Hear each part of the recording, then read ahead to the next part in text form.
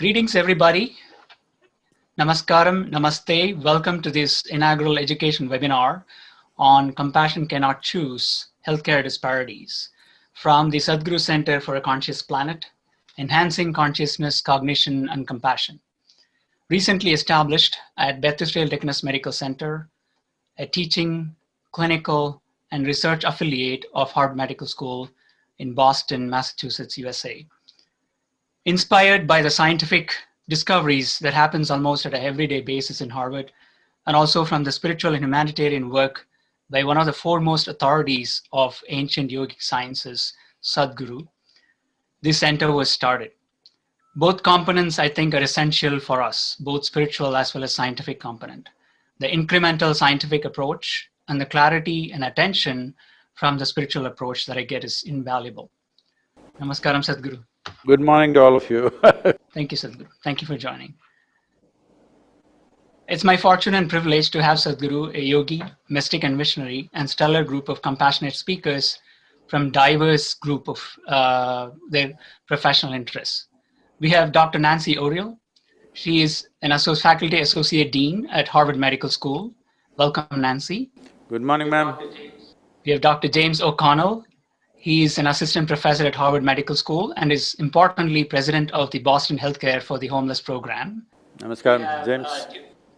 We have Tiokasin Ghosthorse, who's an Indigenous elder. Welcome, Tiokasin. Tiokasin. And we have Victor Anthony Lopez-Carmen. He's from Harvard Medical School. He's also a Native American. Welcome, Victor. Namaskaram to you. And thank you all for joining us. And thank you, Sadhguru. Can I go ahead? Please. So we'll start with Dr. Nancy Oriol. And she's my senior colleague, and I've known her for almost 20 years. I think she's one of the most compassionate person I've ever seen. The common theme for today is compassion, I think. And all of you are, in one way or the other, have contributed to the society.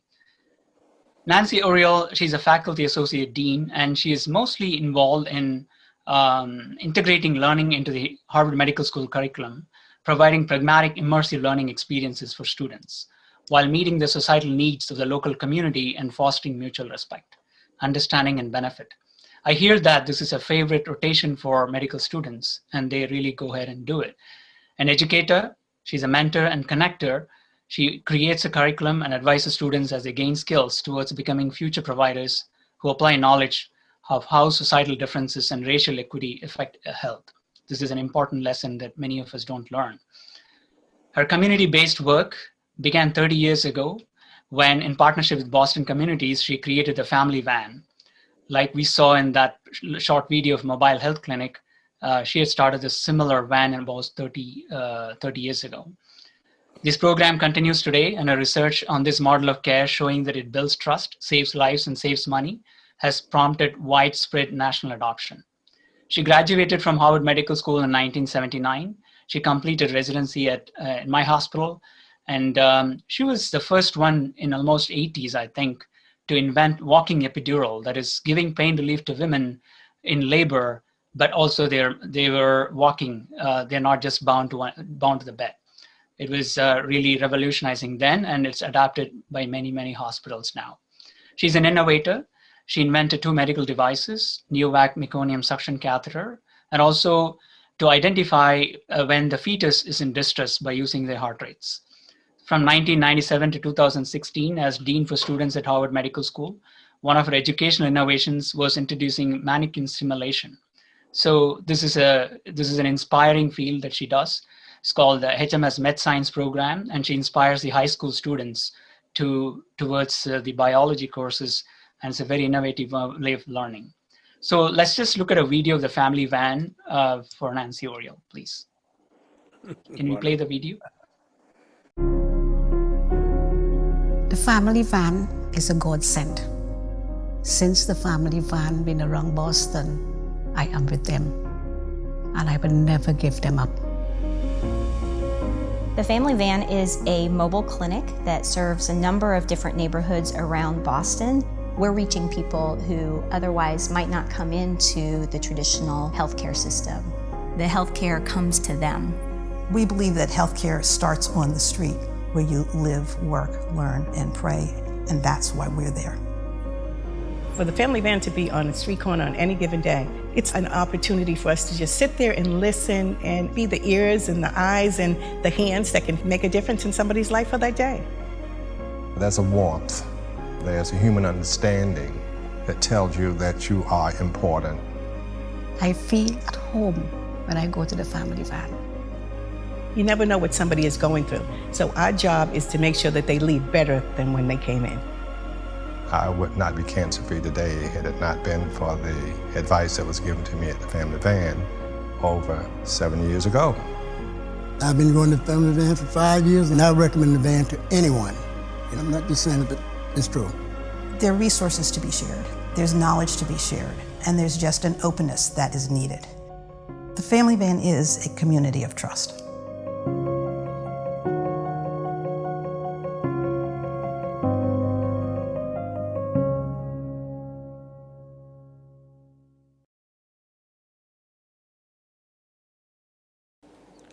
Wonderful. That's impressive, Nancy. Thank you for doing this. And I wanted to start off with you. I know as an anesthesiologist, you look at one patient at a time. What inspired you to take to this almost 3 decades ago? Well, Bala, thank you for that introduction. Sadhguru, thank you for bringing us together.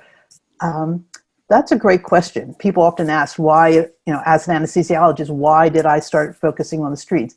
And to be quite honest, there was a moment where I was compelled to do it. So I was an obstetric anesthesiologist, and on one particular day, I was called to the operating room to do a stat cesarean section on a woman who was rushed in. She was unconscious, and her baby was in severe distress. The surgery went well. The baby survived. The mother survived. And afterwards, I wanted to go and meet the mother to find out what had happened. So, after she regained consciousness, I went to see her. And she was from a local community in Boston. She was from, what you call working poor family. She had health insurance and she had prenatal care. But when she started having a headache, she didn't know that that was a dangerous sign for pregnant women. And she didn't want to bother her doctor with something so trivial. And she didn't want to feel stupid. So she stayed home, developed toxemia and had a seizure. As I was talking to her, I realized, it was knowledge and self-confidence that had almost caused her baby's death. So I partnered with a medical student, a third-year medical student, because I didn't know what the answer was. I didn't know how to solve that problem. I knew the issue was self-confidence and knowledge and access to resources, but I didn't know how to solve that. So, and not being trained in public health, I went to the people who I wanted to serve and basically spent 2 years with Cheryl Dorsey going to barbershops and churches and mosques and grocery stores and sitting on the corner and just asking people how to solve this problem. And out of that, the family van was born. Well, the family van has now been on the streets for 29 years. And we thought that it was going to bring resources to the community. We thought that it was about sharing knowledge and, helping people access care.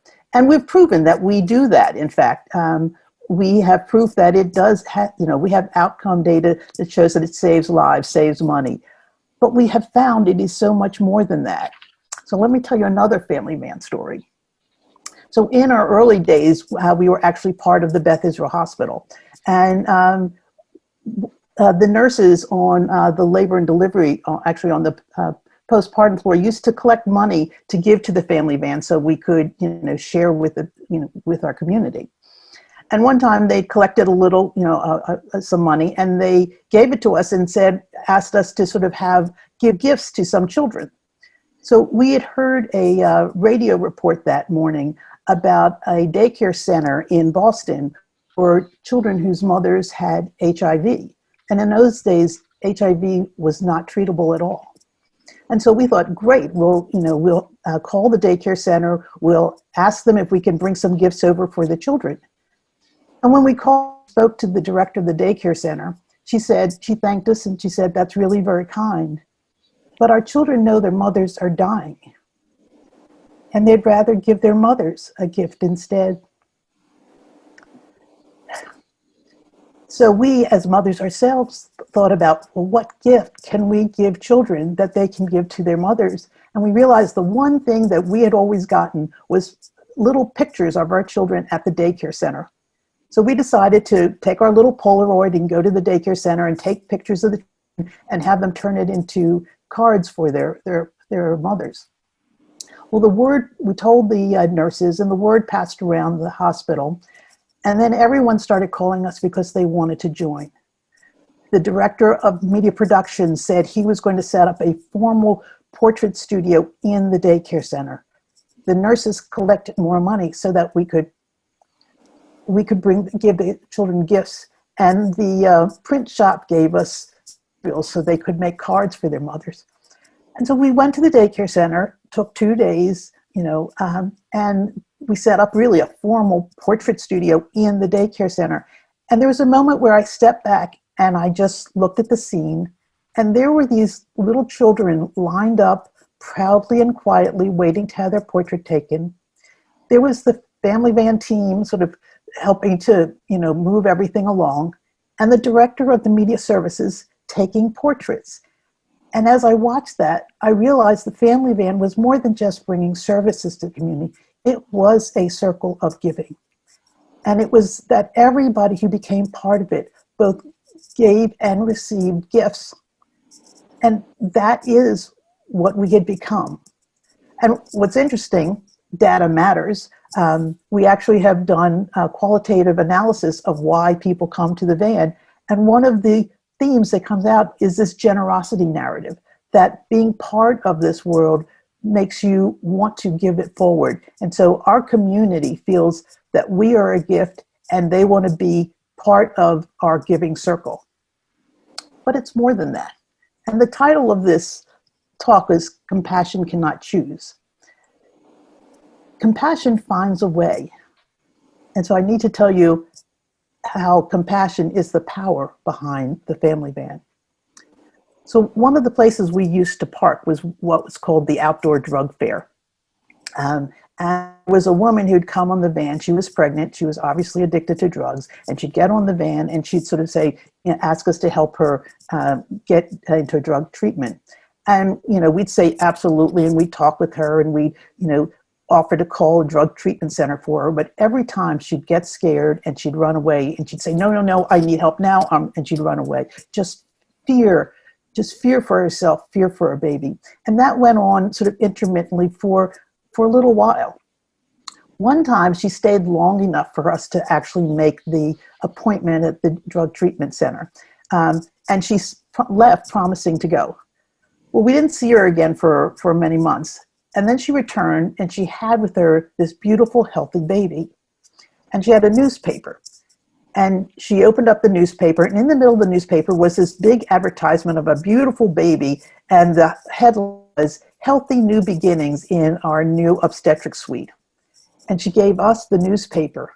And she said, this was her baby. This was our baby. This was a family van baby. Compassion finds a way. And that is what powers the family van. Thank you. Great stories, Nancy. This is unbelievable. Sadhguru, you talk about compassion, and can you please tell us your views on compassion? Namaskaram to all of you, good morning, once again. Well, I must tell you this phrase or this title, "As Compassion Cannot Choose," came up about 15 years ago when we started a movement to help the HIV positive patients. When we conducted large events for them, hundreds of them came. The unfortunate thing is even 6-year-old, 7-year-old children were HIV positive because their mothers and fathers were positive, whatever. So I was looking at what to do and I brought them to the center and I was seeing how to help them out. This time I noticed that people who were around me people who were closely working with me, they all started resisting. They said, Sadhguru, you cannot bring these people here. I said, see, they're not going to spread the HIV in the air, all right? There is a certain way that's not going to happen to us. But they said, no, we don't like it, our children are here, our women are here, we don't want such people coming here. Then I said, see, this is… if there is compassion in your heart, compassion doesn't have a choice. What is needed, it will do. If you're going to choose, you must understand there's nothing in your heart.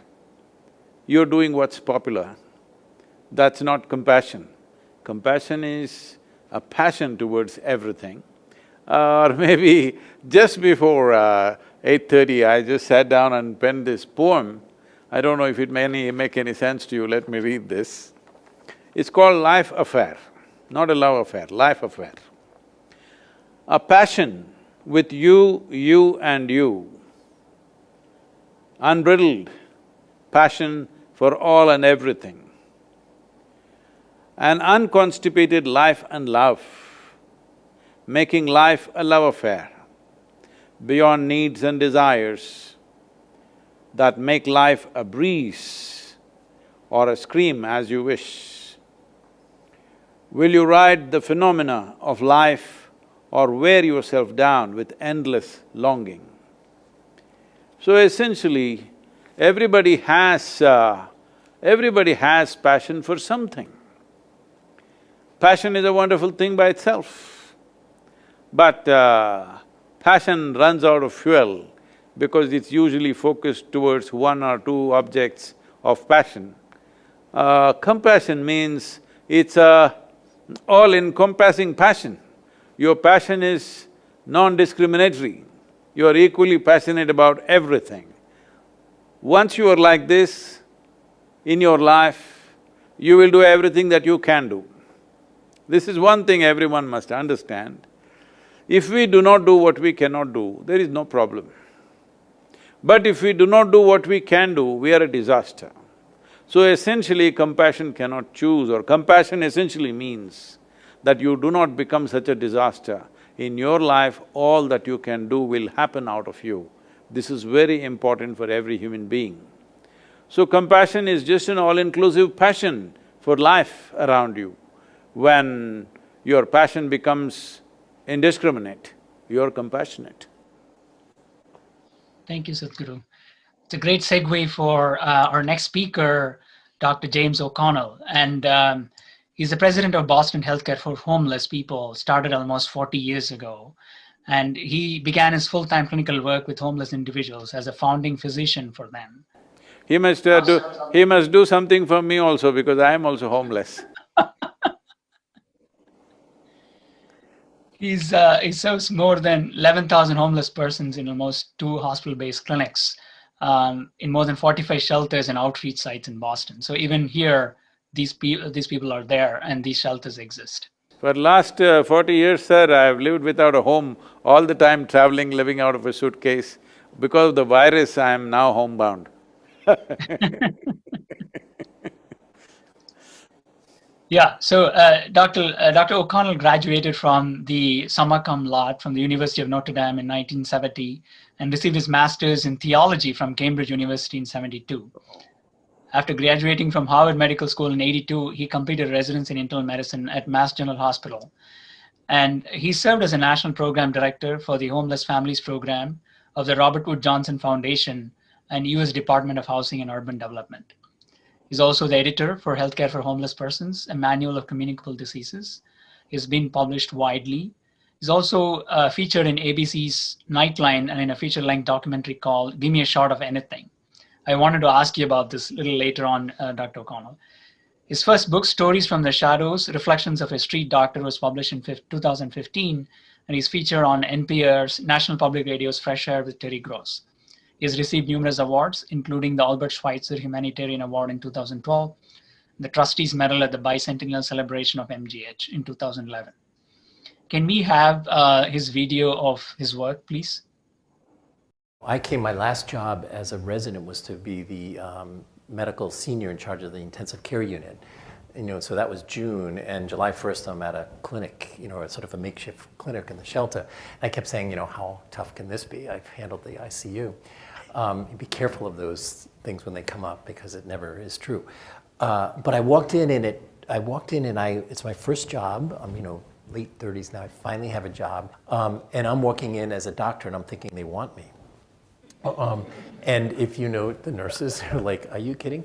So they said, the first thing I had to do was, I ran into Barbara McGinnis, was the name of the nurse who really was the spokesperson for the nurses.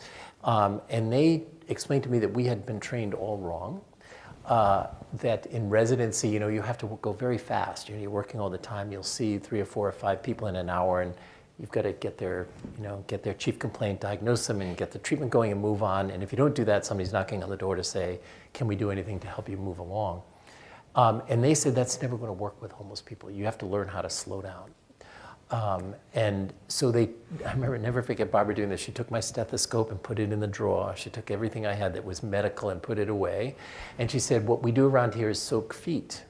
And I was aghast, because when you walk into the clinic at Pine Street, around the periphery would be these really hardened street guys, all sitting in these kind of chair, the desks that used to have the arms like this over them, and the nurses were soaking their feet. And it was kind of magic. And as Barbara pointed out to me, you had to he said, these are tough people. They're not going to trust you until you know you're going to stick around, till you know that you will listen to them, and that you're not here for your own agenda, that you're here to take care of them. Thank you, Dr. O'Connell, for doing this service. And you've been doing this for 40 years. What keeps you going at it? Well, first of all, wonderful to see you all. And I don't know can you hear me okay? Am I? Yes. Okay, good. I've been, first of all, let me say I'm so honored to be here, and I'm so honored to meet Sadhguru and to be just a part of this. And as you probably can surmise from listening to Nancy, she's been a hero of mine for 35 years, almost 40 years. So this is a real treat and an honor. But, I had never seen that clip before, so I don't remember saying all of that, so I apologize for that. But in answer to the question, like, what keeps us going, especially at this end of my career now, I think it's exactly what I've been hearing from all this morning. And that's it. It's where at first I can remember when I first started taking care of homeless people, I was incensed by the societal tragedy and convinced my job was to change this. People should not be homeless. And it took me a while to realize I was just a doctor. And that while I can advocate for all that, I had no ability to change the bigger picture. But I was invited into the lives of people who had suffered from the exclusion, from the poverty, from the limited choices that they were given in this world. And they invited us into their lives. And as we got to know them over time, just as Barbara McGinnis, the nurse, after whom, by the way, we named our program, just as she had said, and it was somehow the relationships and the ability to help in small ways, sometimes larger ways, to alleviate suffering and to just be invited into the lives of everybody, I think is what has sustained certainly me, and I would argue most of the doctors and nurses in our program would say that about you. We rage about the fact that homelessness as a problem is worse now than when we started in 1985, so we have not been very successful at turning that arc. But I think we have learned to deliver better and better healthcare to people who are still struggling with homelessness. At the same time, we've been invited into their lives. And much as Nancy described about the family van, I think our community unfortunately doesn't have churches and mosques and barbershops. They have park benches and alleyways and places that they live, but we've been invited into that world, spend most of our time visiting people there. And as people slowly begin to get homes with these low threshold housing programs, we've also realized we now spend a lot of our time doing visits to people at home. So there's been a full, panoply of things we've been able to do that kind of keep us going. That's fantastic. And thank you for what you're doing for keeping these people healthy. So talk about healthcare disparities, right? So it's great that who's funding this program and how do you get support to do this? There's a long story to that, and I will be very quick. So initially, we were given a grant by the Robert Wood Johnson Foundation, and this is in the early 80s. And I just wanted to share this a little bit. So it was a grant given because the foundation, which is a healthcare philanthropy and a national, not international, had been responding to complaints by emergency rooms around the country that there was a new wave of people, these homeless people coming to emergency rooms. And the thought was, why aren't we out there giving care to them, preventing them from coming to the emergency room? So the foundation gave 4-year grants to cities around the country to try to become catalysts for improving the care of homeless people and trying to integrate that care into the mainstream. And to do that, the foundation required a coalition of stakeholders. And I say this because it's become really critical in our lives, much I think is the way Nancy described the event. So in 1984, homeless people in Boston gathered together and they had a law firm sign a document with chiefs of medicine and the people doing it and the mayor. And they decided they wanted, I saved it, it's 1984, they wanted our program to be one of social justice. I was coming out of medical school and I don't think I had thought or talked about social justice since I was a philosophy student back in the 60s. But what they did not want, was really interesting to me, was that they said there are certain things they want. They wanted continuity of care. They wanted the same team to take care of them consistently, not to be a team on Monday that changes on another day, that comes someday on a van at a different place. They wanted us to be integrated into the mainstream and be consistent. That kind of shocked me because I had taken this job in full disclosure because in residency, I became absolutely in love with end-of-life care, palliative care, and I was going to go on and do an oncology fellowship. But when the city got this grant, the homeless people demanded a full-time doctor and they couldn't find one. So my chief of medicine, who is my beloved mentor and to whom I can never say no, said he would delay my fellowship for a year if I would do this for a year. And so I thought, as many of us would, this is my chance to give back, to do something good before I go on and do my career. And so when I got to the shelters, not only did I spend 2 months soaking feet and not doing anything medical to learn what the things were, but they also invited me into this world where they didn't like people like me. I was coming to do good. I was going to do it for a few months or a year, get people to open up to me, share their lives. And then I was going to pack up and go do my career somewhere else. And that was the kind of fragmentation and loss that they were petrified about, because that marked everything in their lives. Everything was lost. And so they were challenging us to say, how do you make a career out of this? And as you all know, back in those days, there was no path. You had to find a grant here or there or suffer.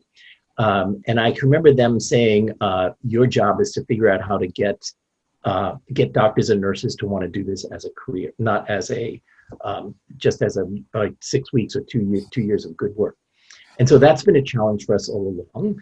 But what they also said was, in order to do that, they wouldn't let us use a volunteer. And I've struggled with this a long time. So for 5 years, we were not allowed to use volunteers. And I live, breathe volunteerism. I think that's what we are all made of. We should be giving back. But they saw it. So the people we were serving saw it as charity. And they said, we want social justice. We don't want charity. And so they wouldn't let us get away with that. And I had every friend I knew I had gotten to volunteer. I had cardiology friends and pulmonology. We had it knocked. We knew what we were going to do. But they simply said no. And we also couldn't use students, which shocked me. I didn't know any of this when I took the job, because they had seen students coming to learn on them, to learn their physical exam, learn their stuff, and then they went off and did their career somewhere else. So they felt like guinea pigs. That's exactly the word they all used to us. And then they demanded, so we couldn't do that. We couldn't use students. So all the things that I was used to in my medical training were stripped away. And we had to learn how to just be consistent and be present. And what they were looking for were people who were going to stand with them in the light or in the darkness. And I think that set the tone for our program. And once you sort of fall into that view, as much as I thought it was wrong, was brilliant. And it was exactly what our program has learned to thrive and grow. And the homeless people that we serve are part of, they design and help us implement the programs, and they sit on our board of directors, and they are actually the people that hire and fire us. There's a very different experience I've had working in the hospital and other places. But let me stop there because I could give you stories after stories, and if I've got time, I'll share those with you. We have a conviction now that if you try to go out and take care of, certainly in American society, if you go out and try to take care of a group of homeless people, they will teach you the weaknesses in the healthcare system long before you realize it yourself. And I can give you decades of experience of that. So we always pay close attention to what's going on with the homeless because that often teaches us what to do with the rest. But the disparities are quite striking. I'll give you one example. I often show a picture that one of our patients gave us. It was a picture she took with a throwaway camera. It's a woman who lived under a bridge not far from Mass General, which is my home hospital. And it shows 12 of her street friends sitting on park benches in a little park. And it's her cherished picture. It's all her friends. And she gave me that to hold about 5 years after the picture was taken. I had never seen it. She was going in for surgery, and she asked me to hold on to her things. We have a big issue when people come into the hospital, have surgery. Most homeless people have to carry everything they own with them. So they don't want to come in unless someone's going to protect their stuff. So I was being the protector of her stuff.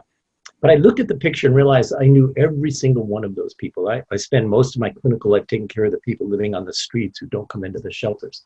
And we knew them all. And in the picture, there were 11 of them. They were all in their 30s.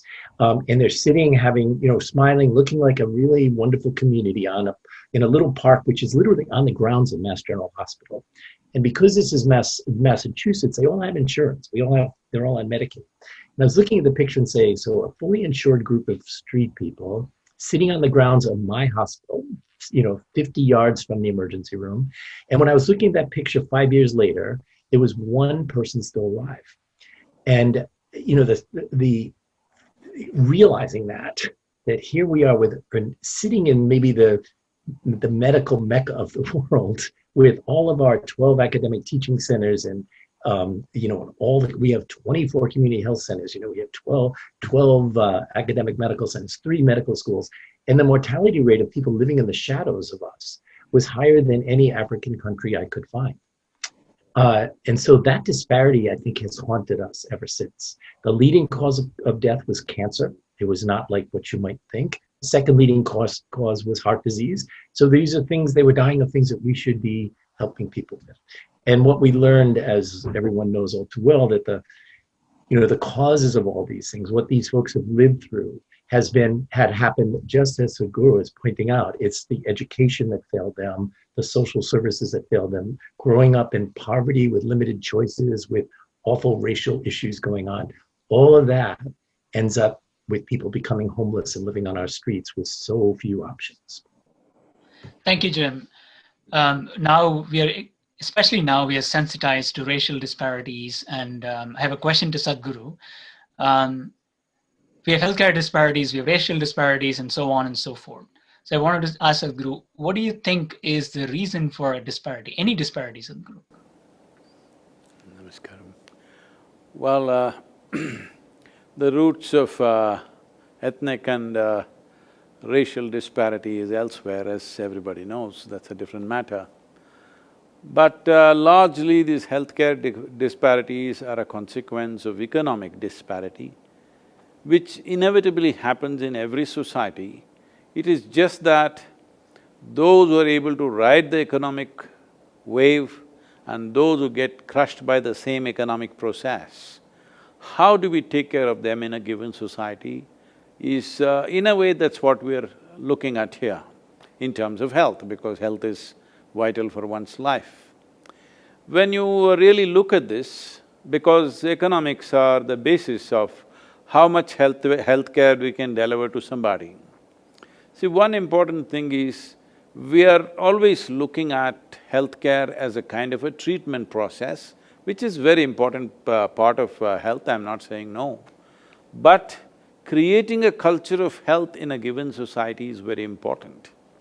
I think that is where most societies, affluent societies, have failed, because there is no culture of health. Eat badly, live badly and spend $3 trillion on healthcare, we think that is a formula.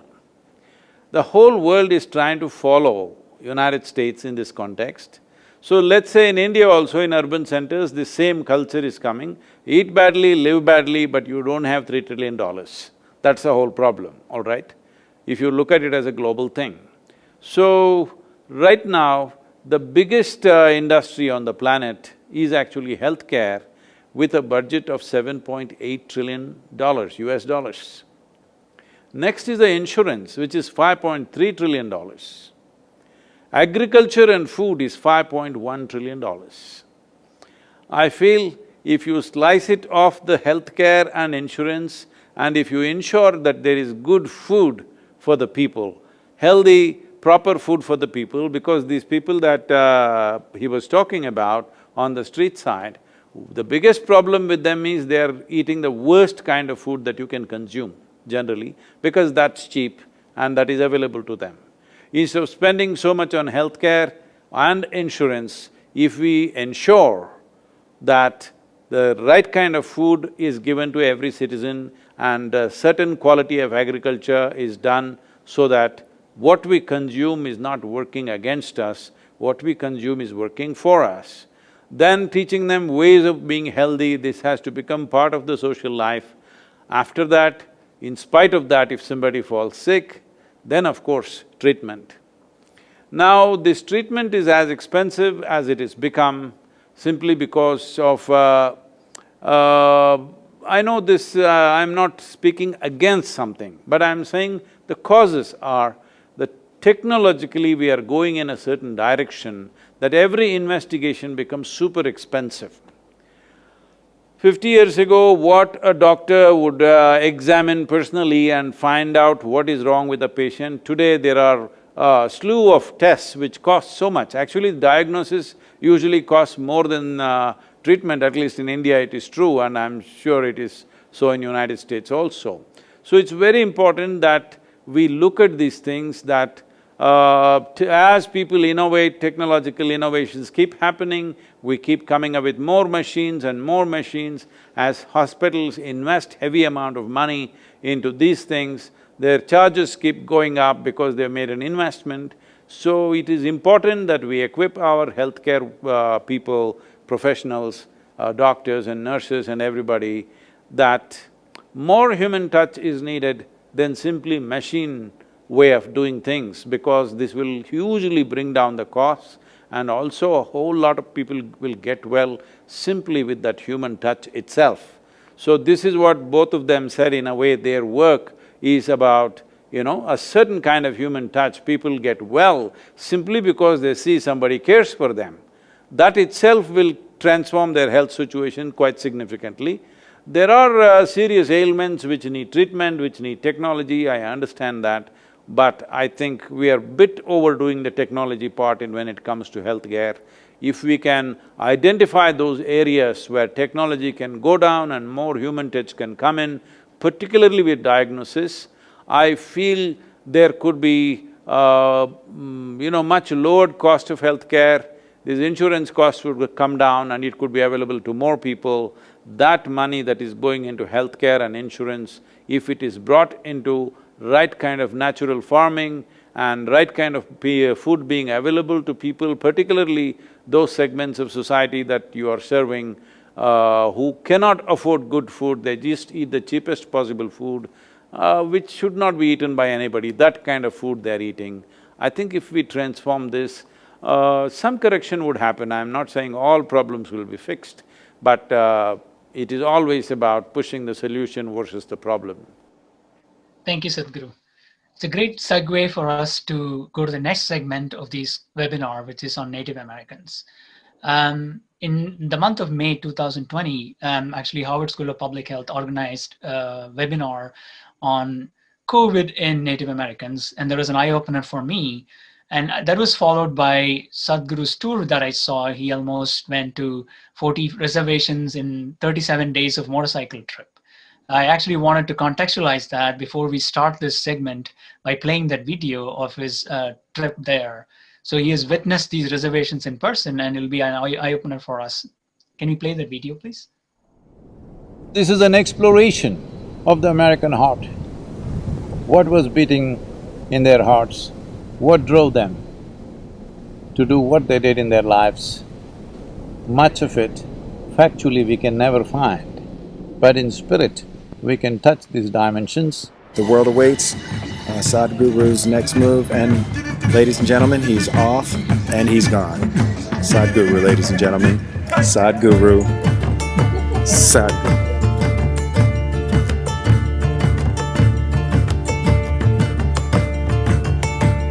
We are so honored and so humbled to have you here present on our soil. Welcome to Turtle Island.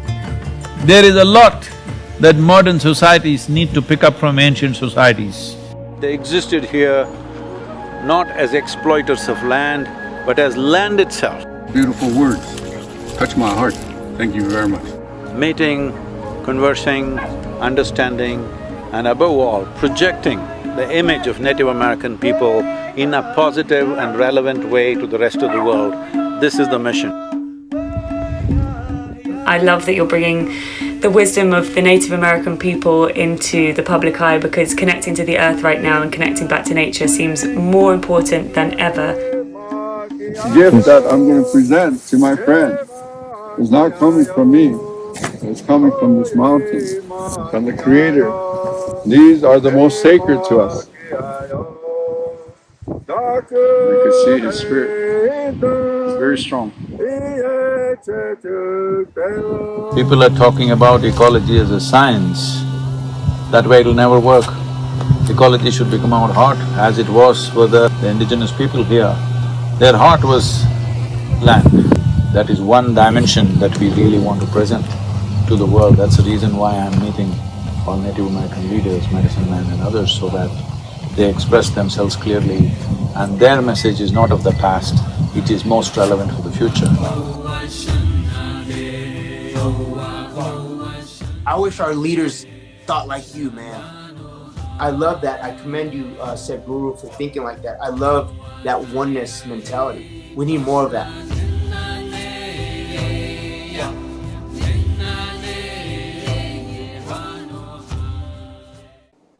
Thank you, Sadhguru, for that exciting trip. Wish I was part of it. This sets a tone for the next segment, and we have Victor Anthony Lopez-Carmen, a Harvard Medical School student. He's also a Native American, and he has been an active member of his community since receiving his traditional name and baptism on the Pascua Yaqui Reservation. He's an Indigenous youth mental health researcher, contributor at Teen Vogue, and editor for Global Indigenous Youth, Through Their Eyes, the first book on the global experiences of Indigenous youth. He's a Martin Luther King, Udall, Boren, and Fulbright scholar, as well as a recipient of the 2018 Native American 40 Under 40 Award. And currently, he's co-chair of the UN Global Indigenous Youth Caucus and an MD candidate at Harvard Medical School, where he serves as a co-president of the Native American Health Organization. He has a TED Talk, so I thought I'll show a clip of that. Can we play a clip of Victor's, please? Hello, everyone. I stand before you as a son of two Native American nations. On my mother's side, I'm Pascua Yaqui from Arizona. And on my father's side, I'm from the Crow Creek Sioux tribe in South Dakota. Now, when I was young, my elders would tell me stories, like many Indigenous elders do. So one day, my father pulled me aside, and he taught me about a principle that spanned time and space. He called it the seventh generation ethic. The seventh generation ethic is a social and spiritual contract. It says that we must know our past, but that in our actions, we must consider the impacts upon future generations, upon those who will follow us 7 generations from now. Now, this principle has allowed my tribe and my people to thrive since time immemorial. It has profoundly impacted the way I live my own life, has the power to influence yours, and can guide our world today. Thank you, Victor. So we all know that, especially from that webinar that I attended, Native Americans, there is a huge healthcare disparity. Their age is, their longevity is about 5 or 6 years less than the other US population put together. They have, wherever they live, 80% of roads are unpaved. Their There is a little amount of medical care that is available. They have twice or 4 times the risk for any heart disease or anything else like diabetes, hypertension, alcohol, liver disease, and etc. So we know that. I talked to Victor a week ago, and Victor was so excited to converse with you, Sadhguru. So I want to leave him freewheeling. I know that you have done Youth and Truth programs all over the world where you allow the youth to ask any questions they want. So go ahead, Victor. You ask anything you want. Wonderful, Victor, to see you here. Pilamaya Hamatakiapi Liosimchaniabu Haiswampo Victor Tayak. It's really an honor to be here with everyone. It warms my heart to see the video of Sadhguru visiting Indigenous nations and including some of my own. And thank you for taking the time to really meet with us in our territory. And I think that really means a lot. And not a lot of people get that experience. I think a lot of people forget that we are nations in their own backyard. And even looking at global health, I don't often hear Native American nations mentioned when it comes to global health in the United States. And I think people forget that Native American nations are so diverse, and we're basically different countries. We speak different languages, we have different spiritualities, and we've been practicing them since time immemorial. So I think it's really important that you visited so many. And yeah, it's really beautiful. As a Native American youth myself, I grew up experiencing and witnessing a lot of the disparities that were previously mentioned, but I also grew up experiencing the tremendous beauty of our people. And it was kind of this dynamic where growing up, I saw the ancient wisdom that my elders offered, going to ceremonies, going to Sweat Lodge, going to Sundance with both of my tribes. And when I got sick, my parents would take me to the traditional healer on the reservation before they took me to a Western physician. And so I got to see this beauty, and it just made me feel like I was at home. But at the same time, I got to see the alcoholism, the poverty, and in my mind, it confused me when I was a kid. I didn't understand why this was happening. I didn't understand why such beauty and such power could be in the same place as such dread and just terrible outcomes that I would see all around me. And that's one of the reasons why I was inspired to go into healthcare, because I saw that as a way that I could contribute to my community, as a way that I could do my part in loving future generations and loving my descendants who would come 7 generations after myself, like I had been taught. And looking at the U.S. healthcare system right now, I want to try to understand where we're heading when it comes to Native American health and where these disparities are heading. When I look around, I see that, for instance, most medicals, I think 43% of medical schools in the US have 0 Native American medical students. And we make up 0.1% of medical school faculty, over 20 times less than our US population. And I want to try to understand what the US medical system, what message is it sending to future generations of Native American youth?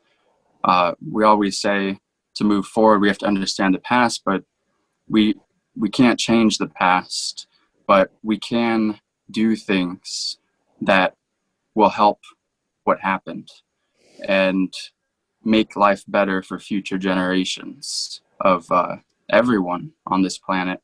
But when particularly like thinking of Native American youth, I would like to ask Sadhguru, what he thinks after his tour and his time with Native Americans, what he thinks the medical system can do to really show that it cares about future generations with a particular reference to Indigenous peoples.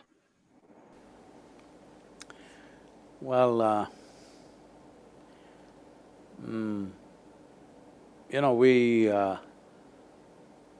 I decided to set up our Isha Institute of Inner Sciences at the head of Trail of Tears in the Cherokee land, because almost 19 years ago, I had a profound experience, a kind of an encounter with a Native American being or a spirit. After that, I couldn't take my mind off that, and I decided to set up this center there, so we have a large center there now. Since then, I've been thinking of connecting with the Native American people, but my schedules wouldn't allow me this kind of time. It is, in a way, unfortunately, it's thanks to virus that all my schedules got cancelled, so I could plan a 40-day trip, which I could have never done otherwise. They wouldn't allow me to travel like this. And because generally Native American culture, their spirituality, their knowledge and their wisdom is not written down, it is always passed on from generation to generation, and that system has been seriously disrupted, and generally it is in the lore of the Native American people that wisdom and knowledge is blowing in the wind. So I thought if it's blowing in the wind, the best way to encounter that is to be on a motorcycle, and that's what took me. I definitely went to the Sioux country, your father from there, wonderful. And well, I thought I knew plenty about the Native American culture, but I was just surprised at various things that I discovered on this trip. I can't go into the whole thing, but essentially there were over 500 nations within the present United States. Is something incredible. They all largely had their own independent languages and, as you said, their own spirituality, their own traditions. Living so close together, still they maintained their individual cultures for thousands of years, because it's estimated somewhere between 12 to 40,000 years they've been here. It's really amazing and incredible. And above all, their health, their well-being, their wisdom, everything is a kind of a connection with the land. What I felt is, for Native American people, they don't live on the land, they are the land, they live like the land, which I feel is phenomenally important for this generation and the next generations across the globe to absorb that we live here like the land, not some kind of alien creatures who destroy the land, but we are the land. Most people realize this only when you bury them. But even when we are here, we are the land. This very soil that we walk upon is us in many ways. So, in terms of health and medical care in the Native American societies, it was, heart-wrenching to see some of the situations there, particularly the condition of the women. The number of women in a whole lot of reservations has come down significantly, either because they have left because the conditions are bad, or some people were complaining there's a whole lot of trafficking, that they're being forcefully taken away, and also so many deaths in childbirth and those kind of things, because as Bala was pointing out, there are distances to cover, there's no proper medical care system. I feel one important thing is all the major reservations in the country, a private institution, like there are major institutions which have the necessary endowments. Due to lack of my knowledge about all the foundations, like let's say the Ford Foundation or even Harvard Medical School or whoever else who has the necessary means must set up at least a basic care, if not specializations, at least life-saving kind of small hospitals in every reservation. This is a must. Many small reservations don't have any kind of medical care. This needs to happen if you have to save those lives, especially young women dying at childbirth. These things stopped all over the world quite some ago, decades ago, but unfortunately, it's happening in pockets of present-day United States. This must stop. I think this doesn't take much investment, this doesn't take much effort, it can be easily done. As Victor was pointing out, it is important that at high school, identify those children who have the necessary competence, and every year, whatever is the number that you need, that many number of Native American children are taken into medical schools for training, which will definitely long-term enhance this healthcare situation in their conditions, because all said and done, I'm saying without any prejudice, it may be little… the way the reservations are, it may not… every reservation is the same, each one is different. Some of the reservations, the way it was, maybe people who don't belong to that culture may find it little difficult to work in that place. So it's best their own community produces doctors, and if producing a full-scale doctor which takes 8–9 years is too much, at least like a paramedic kind of people, if you produce, which should not take more than 4 years probably, in 4 years if you produce enough of them, basic care, emergency care must be set up so that whatever is the population there to serve that what kind of emergency care that you need, at least so that they could be transported out for safety. That much can easily be done, and I'm sure many of you will take it up in future and do it. If not the United States government, I'm sure many endowments should be willing to do if your institution presents this, if necessary, from our center, if we can push this, we must push this, but this may be too large a project for us. But if we can inspire many endowments in the country to at least set up this kind of thing, that there could be paramedics, if not specialists, who can attend to them immediately and if necessary transport them outside, at least handle deliveries and things like that without risk to the women who are there.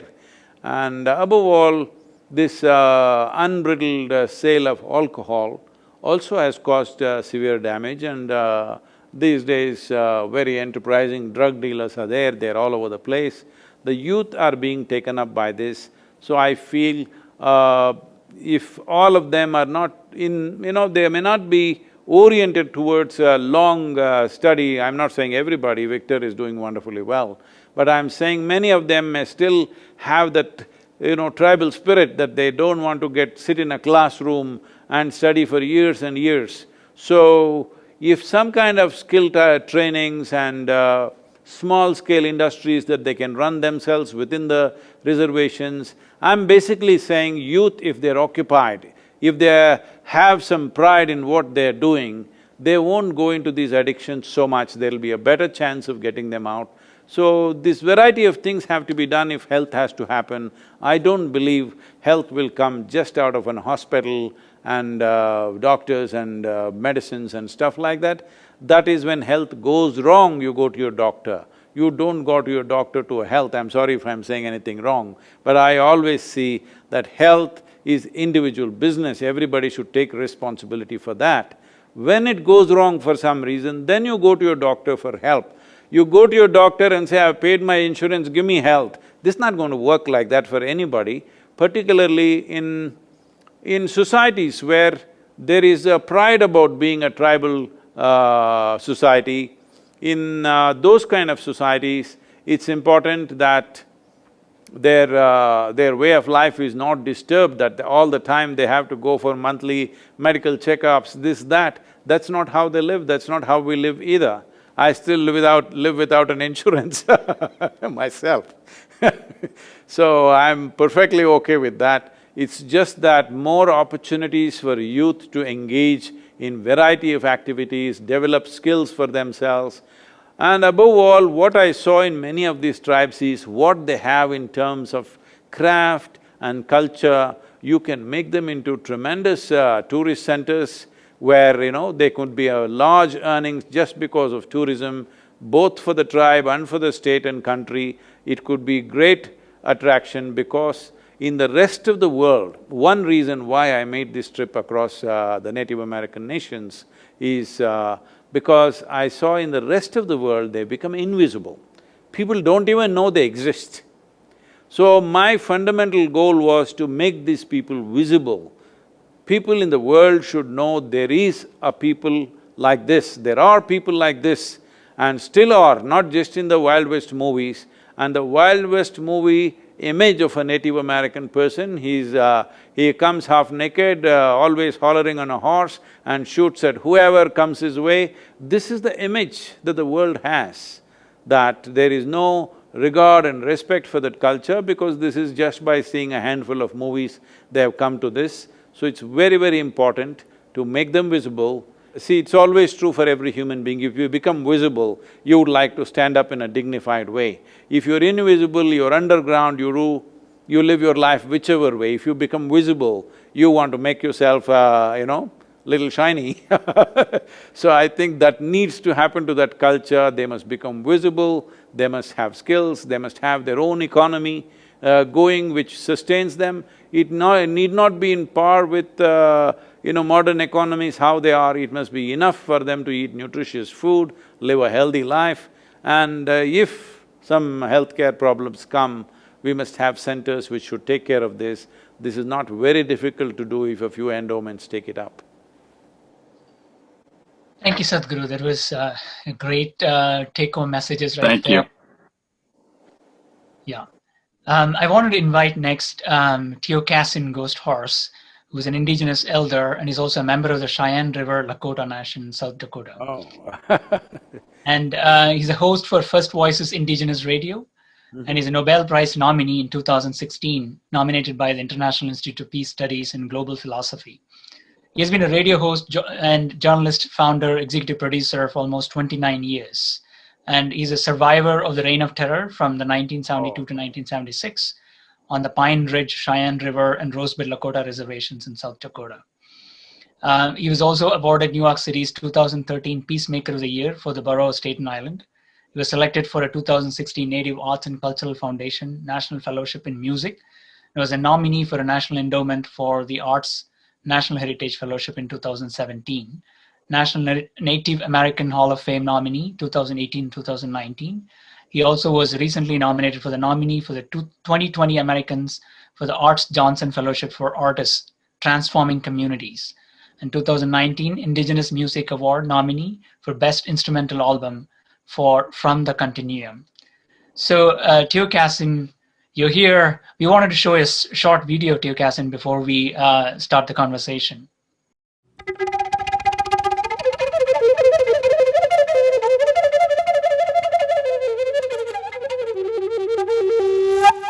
I grew up between the Cannonball River and Standing Rock, the Grand River, and the Morrow River, and the White River, and the Cheyenne River, and the Missouri River.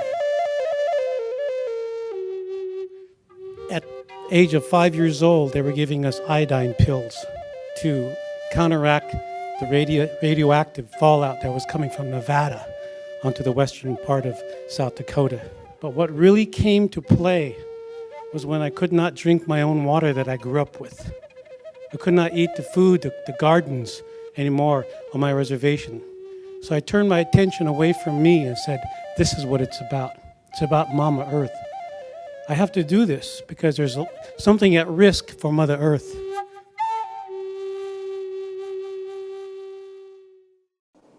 Thank you, Tiokasin. As you just saw, he's a master musician and a teacher of the magical, ancient, and modern sounds, and performs worldwide.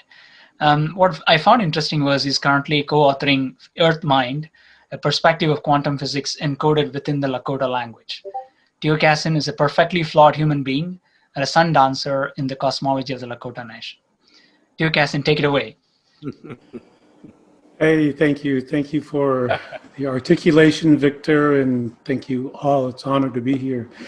I just like to say, Chante washte na pe chusa pielo le unkipiki ohabashtela. It means basically I give you my hand, shake your hand with a good heart, and it's really good for all of us to be here. Quite honored to be here, and all the statements that you said earlier, it's like I could say I'm just one big nod. I'm nodding and agreeing with everything. So I know that because, you know, when we talk from the heart, it's part of that original intuition. That original intuition that is remaining unfiltered, coming from the heart of the earth, coming from who we are as community and unity. And when I hear compassion, I think about the unselfishness, and that it's really not about the individual, but it's about the earth as we understand, as she understands us. And I think that the biggest lesson is to know that we as humans cannot teach Earth a lesson at all, because our lessons are continuous all the time, the breathing, the air, the water, and, you know, just the food that grows us instead of us growing the food. So, you know, I think the connection, the health disparities that we suffer, if I use that word correctly, is the fact that we have lost that connection, that intimate relationship with the earth.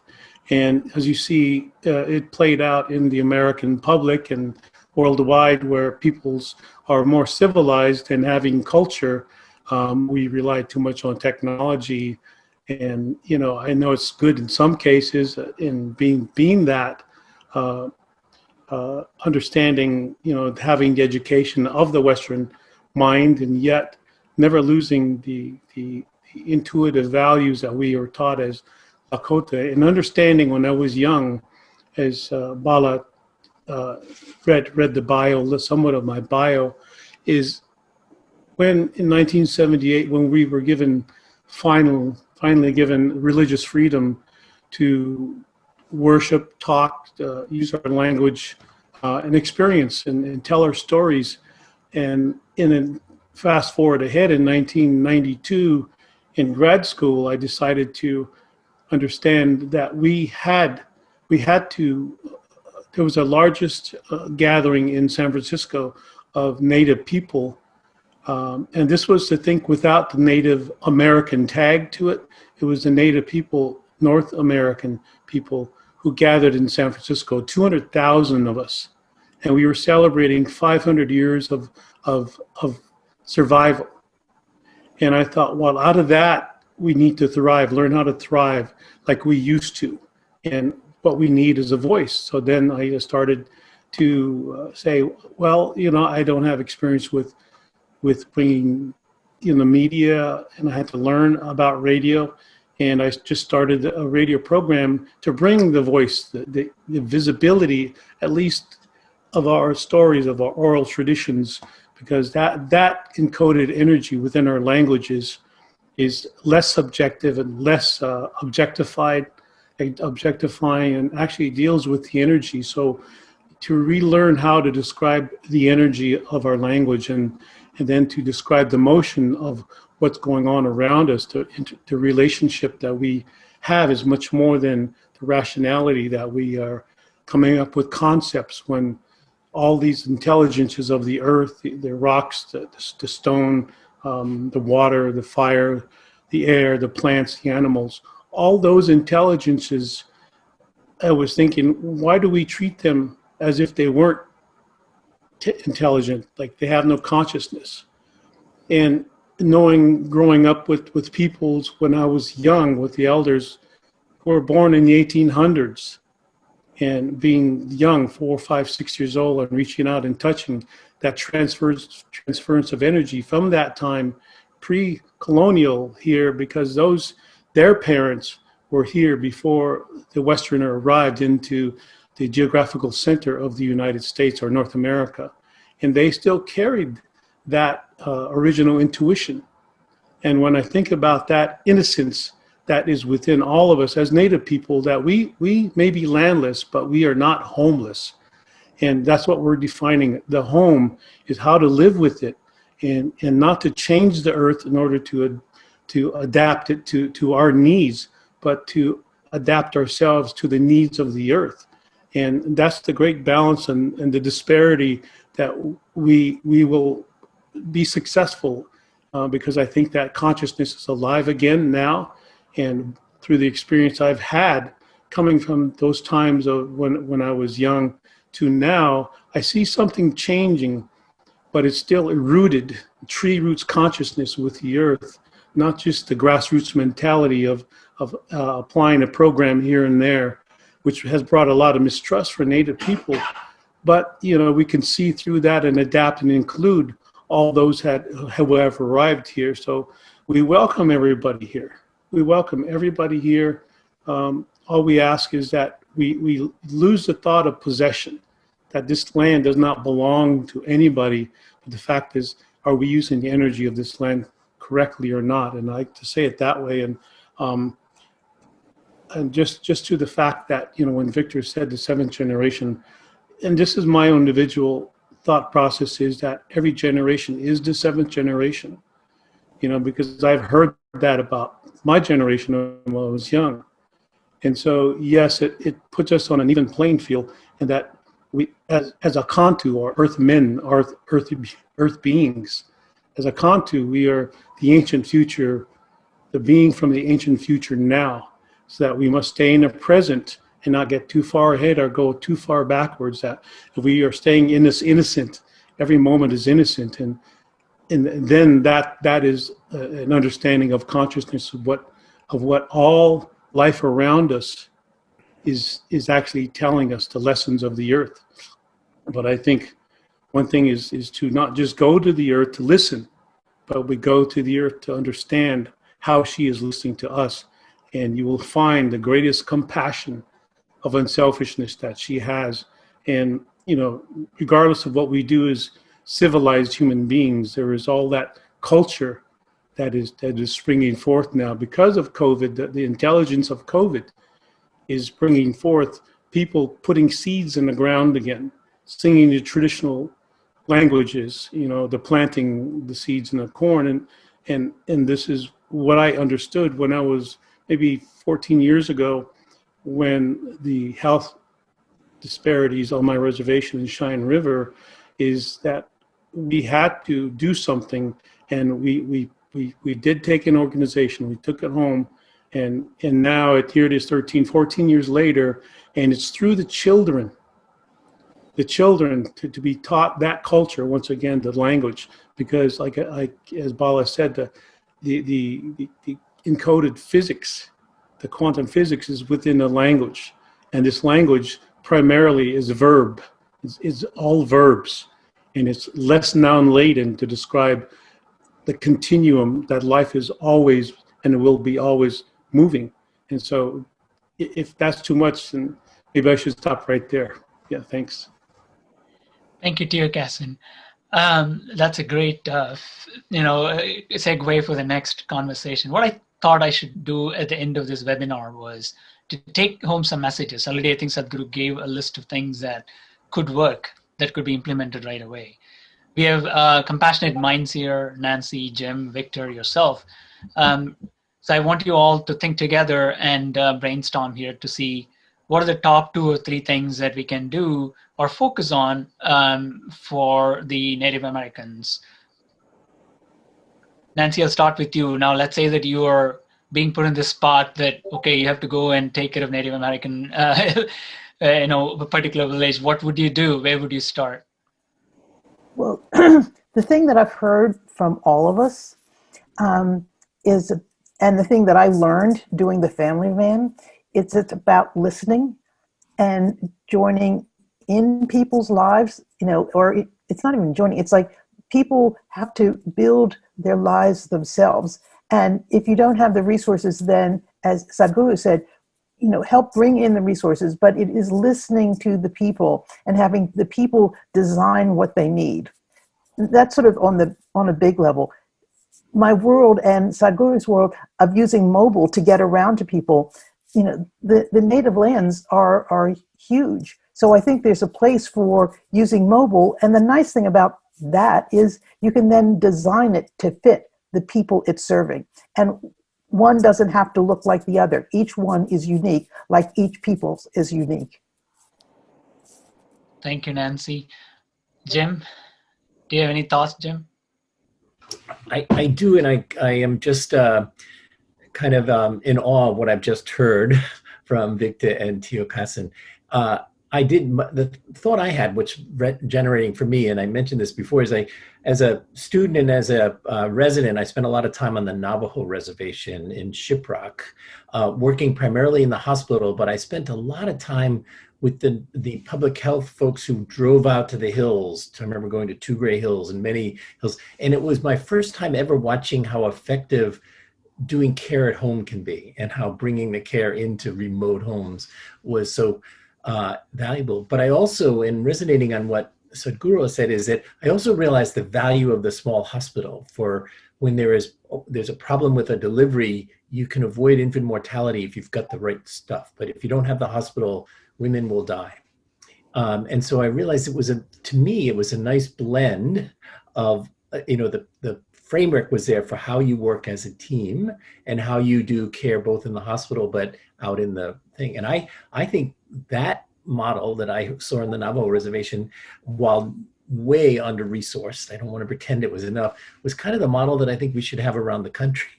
So I think we have much to learn from the elders. The most powerful experience I had was going to the home of a Navajo code talker who was in his 80s or early 90s. And he told me the story of the Navajo code talkers during World War II. And I was stunned to think that this person had probably saved my father's life, who was on an aircraft carrier in the Pacific.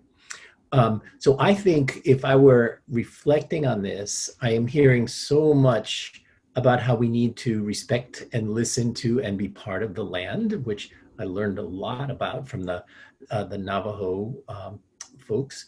And then I also think that we can bring good health care.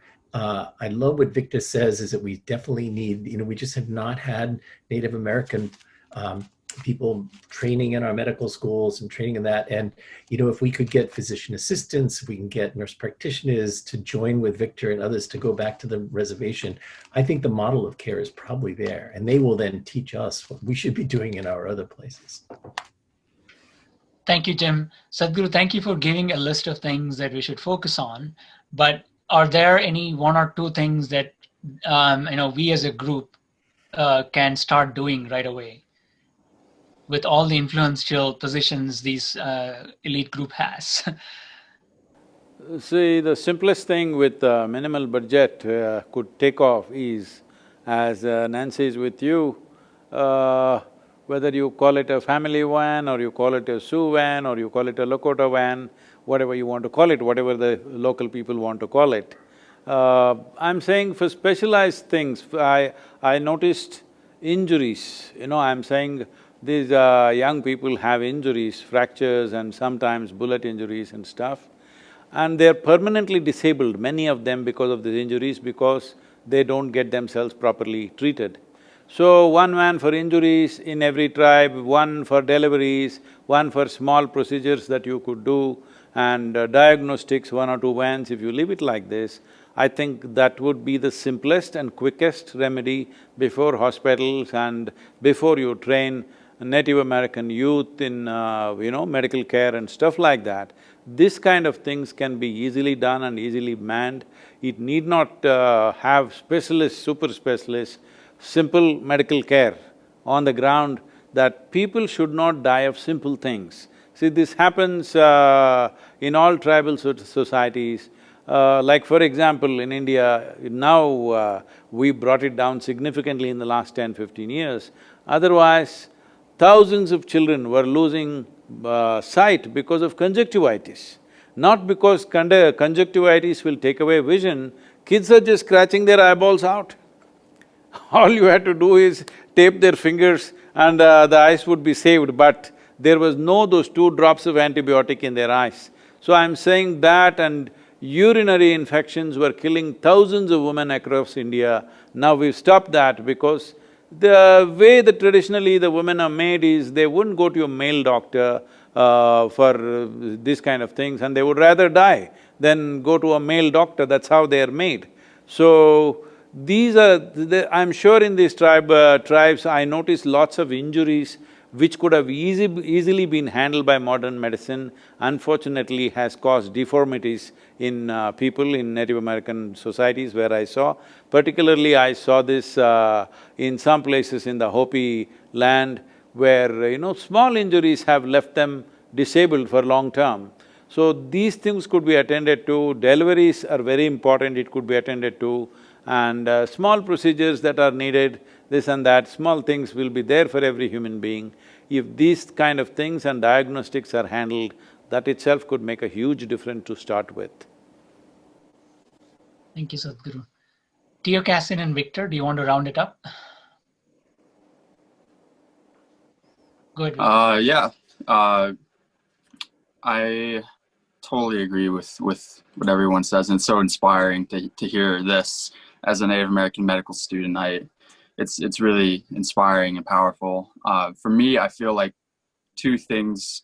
One, a more serious effort to look at the recruitment of Native American youth into medicine as a public health response, as something that will directly impact the nations that they're coming from. For instance, I think every Native American youth, or the great majority, have this drive to we want to help our communities. We want to do what we can to contribute. But there's so many factors that distract us as youth. And from my own personal experience, there were only 6 people from my high school that went to college, and 50% of Native Americans drop out of high school. And there needs to be efforts by the medical system to see that as a public health crisis, because we are the most likely to return to our communities to help. And once we get to that level where we actually can, we do. For instance, like for me, being a doctor I see it as, being able to help my younger siblings and other Native youth from my tribe to become doctors, to speak to my patients in our language, to invest in community gardens and nutrition that will keep the community healthy, to create sobriety programs, to go to ceremonies with the community that I care for in the clinic, to help build sovereign clinics and health systems that are tribal run and run by our people and designed by our people to most contribute to our people in the best way. And Native American youth across this country, they have similar dreams that they really want to do, but it's so hard for Native American youth to get to this point. There's so many factors in society because of the oppression that we faced for hundreds of years that has created this sense of hopelessness and poverty that we've never given up to try to get past. But it makes it hard for Native American youth to get to this point, and the medical system needs to see this in a more complex way to really invest more upstream. And another thing, I think the second thing is seeing Indigenous health in a nation-based view. I think a lot of medical schools across the country are doing this already, but I believe it would be a tremendous improvement in Indigenous health if every medical school found a way to focus and partner with the tribes that are local and state. For instance, if Harvard Medical School were to partner with Wampanoag in Massachusetts, or University of Arizona partnering with the Pascua Yaqui, and to see these partnerships as a way to build that local community between the local tribes and the medical school, I think that has so much potential, not only in recruitment, but to create this sort of goodwill between tribes that will flourish into partnerships that can really make a difference going into the future. I really love what Sadhguru was saying about, there are over 500 nations, and each of us requires a diverse and complex understanding of the issues that are facing us. And as long as Native Americans are seen as one race, as opposed to many nations who are, in all essence, pretty much different countries that have gone through similar crises, I think that complexity will be lost, and the medical system really prioritizes a specific, complex understanding of patients, and that should extend to Native American nations as well. Thank you. Thank you, Victor. Tiokasin, I'll give you your final word on this. Oh, hey, thank you. Sadhguru started this out with creating a culture of health, and again, I'll reiterate that everything comes from the earth. Everything is medicine in that way. And where is the knowledge? Where is the intelligence to understand that? But through the languages that are still connected and are still related with the earth. And I think that is the deeper study and understanding. And we need to rediscover that knowledge, that intelligence of the earth, because if you go into the language, it is telling you basically about the creation story and what is, I would go back to the first diabetic on the Cheyenne River Reservation was in 1968. What happened before that is, the introduction of alcohol, all the time pieces that society would put onto a culture to destroy that culture. And I think about that and what happened to those peoples who, had gardens. And I remember I said it before, is that the gardens contain the intelligence, and if we took care of that, we wouldn't have the disparities in health. And so when you go back to our reservation, people are beginning to understand that the medicine is beneath their feet. Where's the relationship with that? Instead, my generation was said to go off the reservation to get that education and miss the experience that you were growing up with and had to grow up with. And, now we're interrupted, and we want to be, continue to be uninterrupted because we are including the American society. But, there's certain experiences that knowledge and information cannot teach. So this experience is much more valuable with the earth. And again, just for thought, is that the default thinking is not there anymore. We default to English, we default to the Western mind when our hearts are always defaulted within the earth. And when I think about that, it's usually the peace with earth rather than the peace on the earth. So it's learning how to have peace with the earth. And I think we've been trying to have peace on the earth, which is a domination form. And in the old language of Lakota, there is no concept or a word for domination, you see. And so in a relational language, you have to relate to all that is. And that to me is very complex when it comes to a language that is based on, that is noun-laden as we're speaking now, this language. So just a thought process of that is that my default has always been Lakota. So I come from that. And I think that in that relationship, we are so inclusive that we have dropped the thought and the feeling and the energy of exclusive. So in that way, Midakawe Oyasi means we are all in relationship with everything all at once. Thank you, Tiokasin, beautifully said. So it was my privilege to host this educational webinar as part of the Sadhguru Center for Conscious Planet. This is our first inaugural education webinar. And we are privileged to have his name and to explore the science and spirituality together. I think they're seeking the same thing, the incremental step taken by science and the experiential, holistic knowledge that comes from the spiritual growth. I think both are important. So thank you, Sadhguru, for giving us the privilege to have your name for the center. Thank you, and it's been most wonderful being with all of you.